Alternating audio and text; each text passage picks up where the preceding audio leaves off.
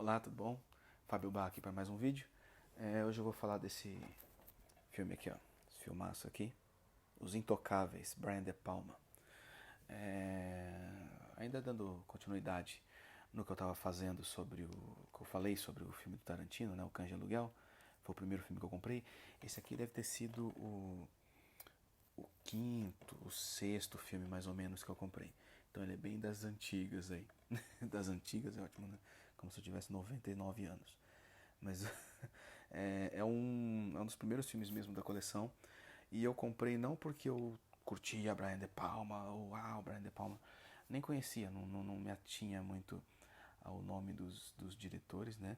Eu lembro que na época eu queria trabalhar com atuação, né? Ser ator. E nisso eu busquei certos ídolos para admirar e, entre aspas, seguir os passos na medida do possível. E o primeiro grande ator que eu me apeguei foi o Robert De Niro. Então eu passei a assistir tudo que ele fazia. Eu já tinha visto alguns filmes dele na TV, Cabo do Medo, o Fogo Contra Fogo, Ronin, enfim, né? Mas nunca tinha me atentado ao fato de que Robert De Niro era Robert De Niro, essa coisa toda. Então eu fui mais, quando eu comecei a colecionar, né? E admirar, por exemplo, filmes do Tarantino, que são mais fáceis de se admirar até pelos serem mais espetaculosos e tal. Eu comecei a admirar muito certos atores. O primeiro deles foi o Robert De Niro. E o Robert De Niro ele vem dessa escola mais visceralzona do Actor Studio. Para quem não sabe, o Actor Studio é um centro de formação de atores onde os atores, as atrizes, eles vão se dedicar mais fisicamente, mais psicologicamente, né? Vão mergulhar naquele personagem a ponto de mudar o próprio físico, mudar o comportamento, essas coisas. A princípio parece coisa meio de gente louca, mas não tem a ver. É bem calculado, né? Então você vai ver atores como Al Pacino, o Marlon Brando, o primeiro grande nome que saiu do Actor Studio, Al Pacino, Dustin Hoffman, Gene Hackman e tudo mais. Essa classe nova-iorquina de atuação nos Estados Unidos. A maioria surgiu ali nos anos 60 e 70, na época da nova Hollywood, que é a época que o Brian De Palma também começou como diretor. Depois que eu passei, eu admirava muito a atuação do De Niro. Hoje eu acho ela um pouco caricata, mas enfim, faz parte da estética do filme. É questão de gosto pessoal, não tem a ver com qualidade. Ele tá matando a pau nesse filme. O De Palma, quando eu comecei a, a estudar cinema propriamente, não só atuação, mas direção de arte, direção de fotografia e tal. Primeiro por conta, depois eu vou fazer faculdade. O De Palma ele surgiu como uma espécie de pré-Tarantino, vamos dizer que ele faz coisas muito tarantinescas, só que antes do Tarantino.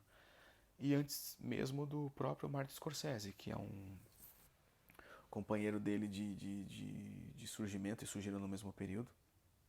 Né? Nova Hollywood, né? Final de 67, acho. 1967, com o Primeira Noite de um Homem e principalmente Bonnie Clyde. Essa geração, que chama Nova Hollywood, ela veio restabelecer, veio virar o jogo, porque Hollywood estava em decadência, os musicais não davam mais dinheiro, musicais escapistas, aquela coisa toda. Veio contra a cultura, Guerra do Vietnã, Maio de 68, protestos juvenis, experiências com drogas e, enfim, maconha e ácidos e tudo mais. Eles estavam tentando ver se era possível legalizar esse tipo de entorpecente, o que não era, Verão do Amor, Woodstock, um monte de coisa, né? Esses diretores surgiram nessa época, inclusive o Spielberg, inclusive o George Lucas, inclusive o Francis Ford Coppola, que é o Coppola, né? O nome original dele é Francis Ford Coppola, mas a gente fala Coppola porque, enfim, foda-se, porque a gente é brasileiro. Mas o De Palma surgiu nessa turma. E foi o De Palma que apresentou o Robert De Niro ao Martin Scorsese na hora de fazer o Taxi Driver. Que quando eu era ator também comprei Taxi Driver, comprei Toro Indomável, comprei esses filmes do De Niro nessa época. Mais pelo De Niro do que pelo Scorsese, mais pelo De Niro do que pelo Brian De Palma. Né? Quando o Brian De Palma começa a estabelecer seu estilo, ele vai seguir os passos de um diretor que ele gosta muito, que é o Alfred Hitchcock, diretor de cinema clássico hollywoodiano, mas que também era experimental, também era vanguardista, vamos dizer assim. Ele inventava muita coisa para colocar no filme. Era um marqueteiro de primeira, assim, não há demérito nenhum em falar isso. Ele sabia vender os próprios filmes. Ele era um cineasta absolutamente genial, né, fantástico mesmo. E o De Palma começou a seguir os passos dele. Eu conheci Alfred Hitchcock por causa do De Palma. Eu tinha conhecido antes, mas não sabia quem era Alfred Hitchcock. Depois eu conto essa história, quando assisti Os Pássaros, quando eu era criança, por engano. Enfim, fica pra frente, né? E aí ele pegava esses filmes do Hitchcock, principalmente os mais ousados, e estudava a fundo para poder moldar o seu próprio estilo. Assistiu muito O Corpo que Cai, assistiu muito Os Pássaros, assistiu muito Psicose, assistiu muito O Festim Diabólico, assistiu um monte de filme. Filmografia do cara inteira, a fundo, estudando mesmo. Ele estudou, ele fala que escrevia tipo diários ou resenhas, mais ou menos nesse estilo, para poder trabalhar com propriedade, falando, ó, sou seguidor do Hitchcock, então vou seguir o Hitchcock. Né? E aí ele começa a lançar os filmes dele. O Trágico Obsessão, o Sisters, que é o Irmãs Diabólica, o Carrie vai ter muita coisa do Hitchcock, os Saudações, o Olá Mamãe, eles vão ter mais coisas do Jean-Luc Godard, que aí é novela vague francesa, que é um cineasta ultra experimental também, outro gênio do cinema, um cara completamente maluco, né? Bem arrogante até, por isso.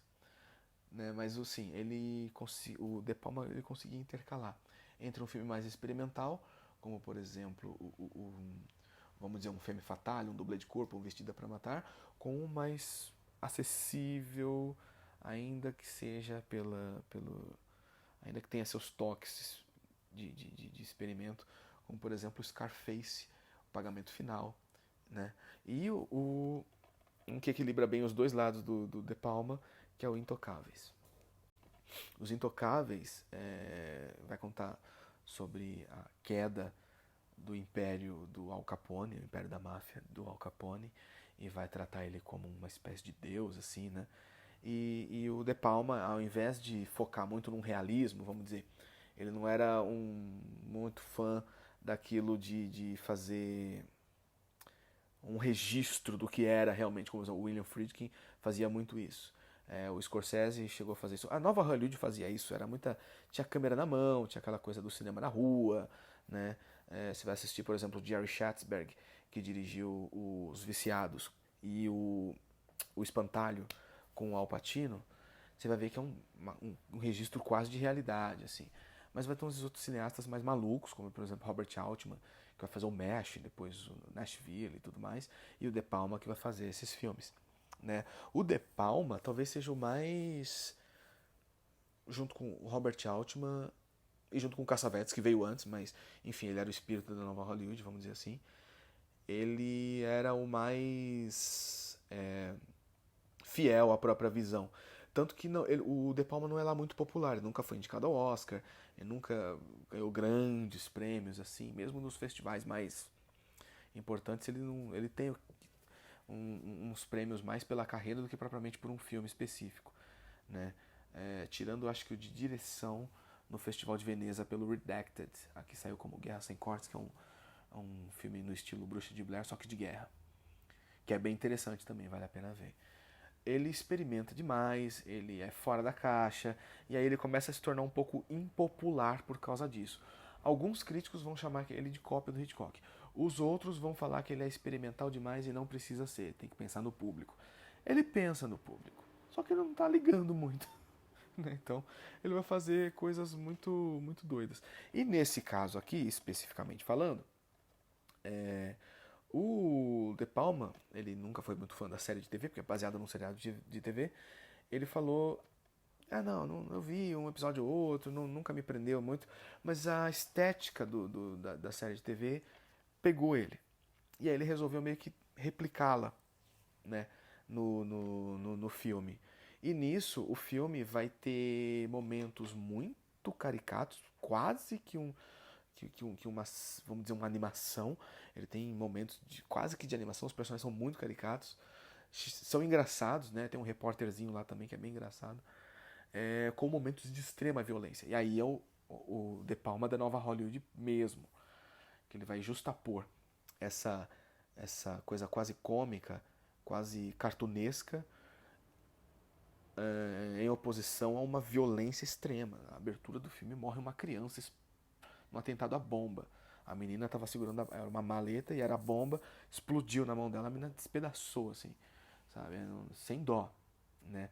E tem momentos de extrema violência e tem momentos tecnicamente maravilhosos. Não só os planos sequências, né? Ou a famosa cena da estação, que é uma recriação da cena do Encoraçado Potemkin do Eisenstein, só que não é uma cena eisensteiniana. Muita gente fala que não é. O Eisenstein odiaria aquela cena porque ele transforma a mesma estética para um viés hollywoodiano, onde se importa um único objetivo e não o todo. O Eisenstein sempre visava o todo, ele visa só aquele objetivo que é típico de Hollywood, ok, não está errado, né? Não tem nada de errado nisso. E ele brinca, você vê que ele estudou cinema, então ele brinca com as coisas da história do cinema. Os Intocáveis, pessoalmente, assim, eu não acho o melhor filme do De Palma. Eu gosto, claro que eu gosto, óbvio, mas não é o meu favorito dele, assim. Já foi, mas hoje em dia não é mais. Eu ficaria aí com o Scarface, ficaria aí com Vestida pra Matar, Dublê de Corpo, pô, Um Tiro na Noite, Blowout, talvez seja o melhor dele pra mim. E o Pagamento Final, Carlitos Way, né? Também com Al Pacino. Esse aqui, meu problema principal se chama Kevin Costner. Eu nunca gostei dele. Eu nem acho ele muito ator, assim. Nunca gostei muito dele. Tudo bem, ele tá bem no Hatfields e McCoys, lá, que é aquela minissérie de TV. Ok, tá legal, mas, sabe, não me vende. Ele não consegue dar profundidade a esse personagem, porque ele tem o único registro, vamos dizer, realista do filme. Ele é o espectador, vamos dizer assim, em matéria de como ele constrói o próprio personagem. Constrói. Não constrói porra nenhuma. Kevin Costner eu não gosto muito, não. Em oposição, você vai ter o Sean Connery e o Robert De Niro e o Charles Martin Smith, que entenderam a proposta do De Palma de ser meio cartunesco, e eles exageram em um momento ou outro e dão uma dramaticidade, dão um peso muito grande.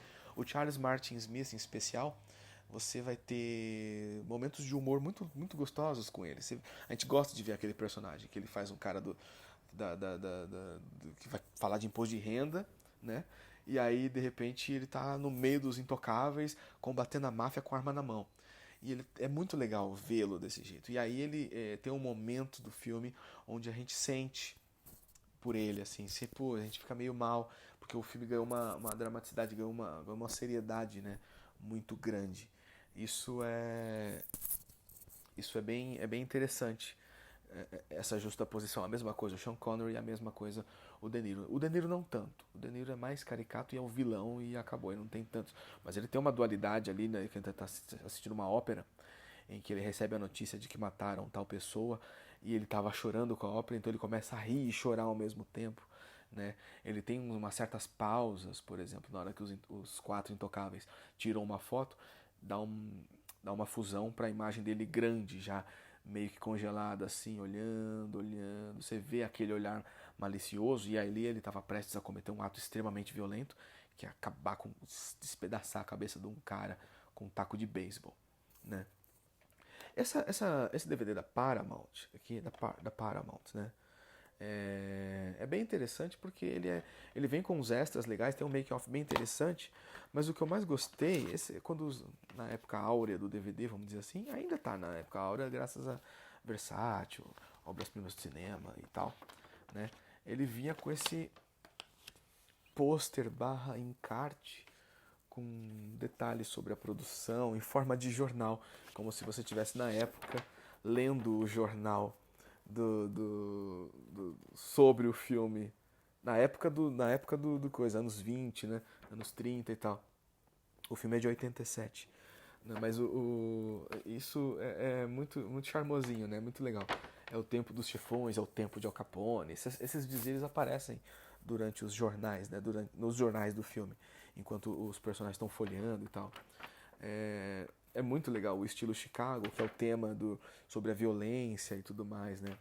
E, cara, é uma edição muito legal. Não sei se encontra mais, é difícil encontrar com esse jornalzinho, né? Esse jornal barra pôster aqui, eu não sei se encontram mais. Mas é bem interessante de ver, né? Ela vem bonitinha, toda tem imagens por dentro do encarte também, né? É bem bonita essa edição e é um achado. Acho que hoje em dia ela é mais um achado, assim. Vale muito a pena assistir. Eu não pretendo me aprofundar tanto nos filmes, assim, porque senão vai virar acadêmico demais. Mas eu gostaria que prestassem atenção, por exemplo, no jogo de câmeras do De Palma. Tem um plano plongé, onde seria uma visão divina olhando aquele demônio que é o Al Capone reinando sobre a terra, orgulhoso de si e tudo, e aí vai ter um julgamento moral dele, ele vai diminuindo no último plano dele em cena, ele vai diminuindo e tudo mais. Existe uma questão moral muito forte, né? Ao mesmo tempo que você tem esses personagens carismáticos, mesmo o Kevin Costner, eu vou ter que não posso ser tão cruel com ele só porque eu não gosto. Ele se esforça e ele tem momentos bons, sim, ele tem momentos bons, né? Como, por exemplo, na hora que a moralidade do personagem começa a ser posta em xeque, a ponto de ele chegar no final parecendo quase que um duplo do personagem do Sean Connery, né? Do Malone. Né? O Kevin Costner faz o Elliot Ness e o Sean Connery faz o Malone. Então há uma espécie de transmutação de filho, entre aspas, para pai, entre aspas, que é o Sean Connery funciona como um tutor, né? Barra pai desse personagem do Kevin Costner.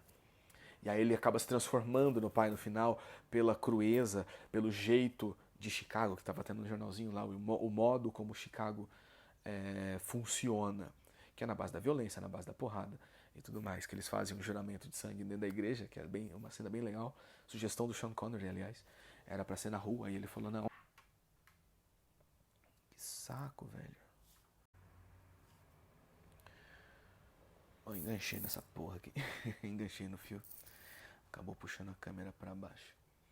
Enfim, continuando, né, essa moralidade do personagem, ele ele é posto em xeque e aí ele se transforma nesse pai, vamos dizer assim, nessa figura paterna que é o Malone. E nesse sentido, eu acho que o filme ganha um corpo maravilhoso, assim, né? Porque até então ele funciona como um filme, um entretenimento, ele tem ação, ele tem uma, uma, uma, uma construção técnica muito interessante. O De Palma sempre foi muito mais formalista do que buscar um realismo. Ele brinca com estilos, inclusive o próprio fazer cinematográfico para ele é uma questão, né? Ele é mais parecido bem parecido com Godard, mas não tão maluco, e bem parecido com Dario Argento, o Paul Verhoeven, cineastas que vão questionar o fazer cinematográfico, né? O M. Night Shyamalan faz um pouco isso. Falha em alguns momentos, consegue em outros, mas enfim, depois eu falo do Shyamalan. O De Palma, deixa eu arrumar aqui, peraí. O De Palma, ele vai muito nessa veia mais experimental. Experimento mesmo. O cinema para ele é um laboratório. Tanto que num Tiro da Noite você vai ver o cara mexendo no áudio, voltando a imagem, montando e não sei o que. Aquilo é De Palma puro, né? E nos Intocáveis, apesar de não ter tanto experimentalismo, ele consegue colocar nas entrelinhas essas coisas. A própria cena da escadaria de Odessa replicada, a escadaria de Odessa do Encoraçado Potemkin, ele replica ela nos Intocáveis. Ele questiona o próprio fazer cinematográfico, né? Como a imagem pode enganar. Acho que é um crítico de cinema, professor de cinema chamado René França, que falou que a imagem em De Palma é uma imagem que engana. Então a gente não tem que confiar não confiando, né? Tem que confiar desconfiando das imagens que o De Palma apresenta pra gente. Tanto que no Dublê de Corpo vai ter uma cena genial. Eu vou falar do Dublê de Corpo depois, eu quero falar desse filme depois, assim. Que é um experimento muito interessante, né? Nesse filme ele não vai ter tanto isso, mas ele vai ter um momento ou outro, né? Essa coisa do plongé, do contra-plongé e tudo mais. ele coloca em justaposição o Elliot Ness com Al Capone, o Malone com Al Capone, o Malone com o Elliot Ness e tudo mais, né? É bem interessante. Eu gosto bastante desse filme, cara. Eu gosto bastante. Não é meu favorito do De Palma, mas eu gosto muito ainda. Sou muito fã do De Palma, gente. Eu não tenho tudo dele ainda, infelizmente, não saiu tudo, é difícil achar. Mas os que tem, por exemplo, aqui no A Arte de Brian De Palma da Versátil, vai ter o Tiro na Noite. Vai sair o Tiro na Noite agora em Blu-ray, com Carrie, com dublê de corpo e tudo mais. Vestida pra Matar, se não me engano. É, enfim. Fantasma do Paraíso, Irmãs Diabólicas, que é bem Alfred Hitchcock.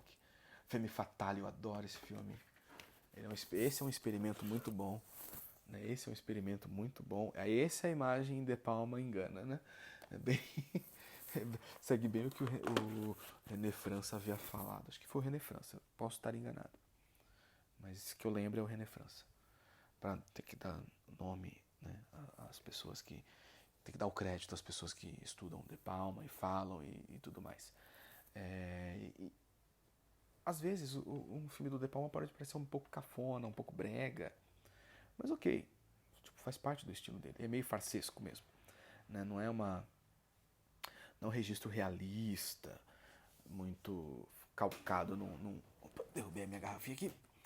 Não é calcado num, num registro mais, vamos dizer, sério não é a palavra, porque acho que dá perfeitamente para falar que os filmes do De Palma são sérios, mesmo não sendo. Né? Alguns chegam a ser meio cafonas, assim, você vê. Por exemplo, o dublê de corpo mesmo, ele é bem cafona, é bem brega, mas... E o Almodóvar também é, então... E o Almodóvar funciona super bem e o De Palma funciona super bem, entendeu? Eles têm muita coisa em comum, né? O Almodóvar e o De Palma. A maneira como eles referenciam os mestres dele, a maneira como eles falam do próprio fazer cinematográfico. Enfim, já falei demais, prometi para mim mesmo que ia fazer vídeos curtos e não estou conseguindo. Né? Fica a dica aí, Os Intocáveis. Essa versão vocês vão achar em algumas lojas, talvez. Sebo, com certeza, Mercado Livre e tal. O DVD da Paramount, distribuição da própria Paramount. Né? Então vai ter comentários sobre o elenco, sobre o roteiro, histórias da produção, depoimentos, como foi a recepção do filme, essas coisas, trailer de cinema e tudo mais. E esse extrinha charmoso aqui, que é o jornal, que eu acho o máximo. Eu não sei se o Blu-ray vai ter, tá bom? Eu não sei se o Blu-ray vai ter isso aqui, não. Não lembro se o Blu-ray tem. Ok? Eu vou continuar falando. Eu não vou seguir essa ordem. Esse aqui eu comprei primeiro, esse aqui eu comprei segundo. Eu não vou seguir essa ordem não aqui. Não, pelo amor de Deus. Senão quando eu chegar no 2000 eu vou me perder. Não, brincadeiras à parte, gente, eu não vou fazer isso não. Eu vou começar a falar de certos cineastas que pessoalmente me atraem muito, né? Como o Vaida, ou o William Friedkin, ou o Sam Peckinpah, ou o Clint Eastwood, cara. Clint Eastwood, aqui tem o Finch. Aqui vai ter um monte essa coleção Cinema Forest, vai ter John Ford, Hal Walsh, cineastas que eu nem conhecia, como Richard C. Sarafian ou Bud Baedeker. Eu não conhecia, e eu conheci por essa coleção, por exemplo, que são fantásticos. Bob Fosse, que eu gosto muito. Enfim, falar um pouco da Dario Argento, que o Dario Argento tá aqui embaixo, né? Que é bem primo, vamos dizer assim, o primo italiano, o De Palma italiano, em matéria de experimentar as coisas assim. Tá bom? É isso. Eu acabei derrubando a câmera ali no meio do vídeo, aí vou ter que eu juntei as duas partes aqui, espero que tenha ficado coerente pelo menos. E é isso, por enquanto, tá bom? Obrigado, bom filme pra vocês, quem for assistir aos Intocáveis, né? Eu vou tentar fazer esses vídeos de 3 em 3 dias ou de semana em semana, não sei ainda, vamos ver o que vai sair, tá bom? Grande abraço pra vocês, tchau, tchau.